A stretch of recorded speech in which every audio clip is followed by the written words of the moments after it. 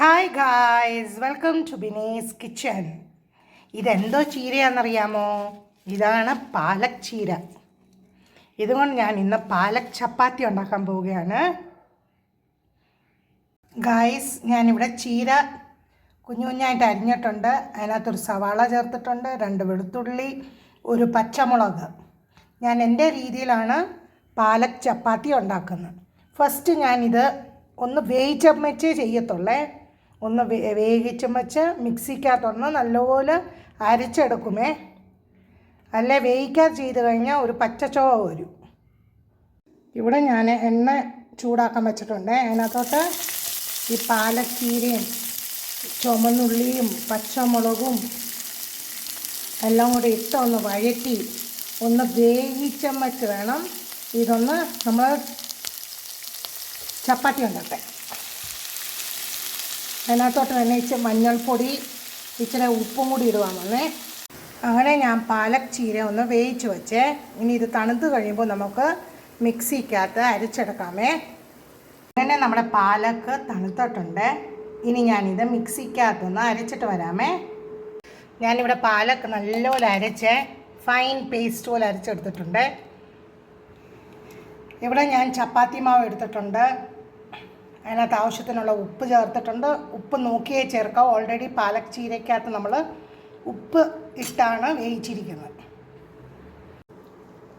ഇനി ഞാൻ അതിനകത്തോട്ട് പാലക്ക് ചേർക്കുവാണേ, ചപ്പാത്തി മാവിനകത്തോട്ട്. നമ്മൾ പച്ചയായിട്ട് അരിച്ചെടുത്ത് കഴിഞ്ഞാൽ പച്ച ചുവയ്ക്കും. അപ്പോൾ ഇതായിരിക്കും നല്ലത്. എൻ്റെ രീതിയിലാണ് ഞാൻ ഉണ്ടാക്കുന്നത്. ഞാൻ അതിനകത്ത് പാലക്ക് അരിച്ചത് അങ്ങോട്ടും ആട്ടയ്ക്കകത്ത് ചേർത്തിട്ടുണ്ട്. ഇത് വേവിച്ചമ്മച്ചൊന്ന് ചെയ്യുന്നതായിരിക്കും നല്ലത്. എന്നാന്ന് ചോദിച്ചാൽ പച്ചയായിട്ട് നമ്മൾ ഇല അരിച്ചുണ്ടാക്കുന്നതുകൊണ്ട് പച്ച ചുവയ്ക്കും. ഇനി ആവശ്യത്തിനുള്ള വെള്ളം കൂടി ഒഴിച്ച് ഞാൻ ആട്ട കുഴയ്ക്കാൻ പോവാണേ. ഇവിടെ ഞാൻ പാലക് ചീര ചേർത്ത് ആട്ട കുഴച്ച് വെച്ച് ഈ പരുവത്തിലാണ് കുഴച്ച് വച്ചിരിക്കുന്നത്. ഒത്തിരി വെള്ളം പോലെ കുഴയ്ക്കാൻ പാടില്ല, ഇതുപോലെ ഇരിക്കണം. ഇനി ഇത് നമുക്ക് കുറച്ച് നേരം റെസ്റ്റ് ചെയ്യാൻ വെക്കാമേ. ഒരു 20 മിനിറ്റ് റെസ്റ്റ് ചെയ്യാൻ വെക്കാം. ഞാൻ ഇനി പാലക് പൊറോട്ട ഉണ്ടാക്കാൻ പോവുകയാണേ. ഞാനിവിടെ പാലക് പറാഠ ഉണ്ടാക്കാൻ പോവുകയാണ്. അതിനെ ഞാനിതുപോലെ ബോൾസ് ഉണ്ടാക്കി വെച്ചിട്ടുണ്ട്. ഇനി ഞാനിത് ആട്ടയ്ക്കകത്ത് മുക്കി പരത്താൻ പോവുകയാണ്. ഇതുപോലെ പരത്തി അതിനകത്ത് ഞാൻ ഇച്ചിരി എണ്ണ ഒഴിച്ച് ഇതൊന്ന് സ്ക്വയർ പോലെ ഒന്ന് മടക്കുവാണേ. ഞാൻ ഇതുപോലെ സ്ക്വയർ പോലെ പരുത്തിയേ. നമുക്ക് ഇച്ചിരി എണ്ണ ഇങ്ങനെ ഒന്ന് അപ്ലൈ ചെയ്ത് കൊടുക്കാമേ. നമ്മുടെ palak paratha ആയിക്കൊണ്ടിരിക്കുന്നു.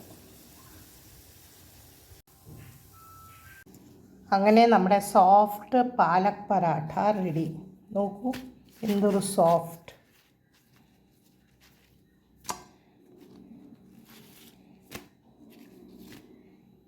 അടിപൊളിയാണേ.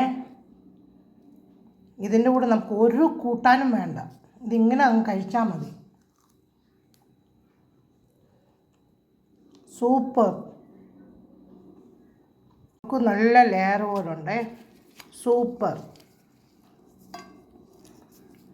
Thanks for watching my video. Please like, share and subscribe my channel. Thank you.